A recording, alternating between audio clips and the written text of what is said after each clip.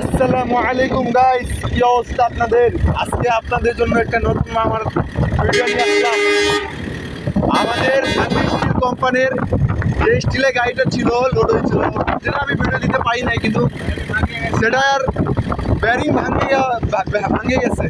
এখন ওই গাড়িতে কমসে কম 2 টনের মতন মাল আছে স্টিল টায়ার। তো আপনারা দেখতে পাচ্ছেন আমরা এই ট্রাকটা নিয়ে যাচ্ছি। ট্রাকটা নিয়ে যেয়ে ওই গাড়ির মালটা এই ট্রাকে করবো আমরা। তো ইনশাল্লাহ আল্লাহর রহমতে সব কিছু ভালোই হবে, আল্লাহ ভরসা।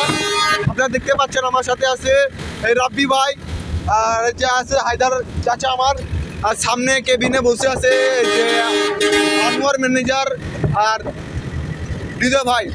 এরা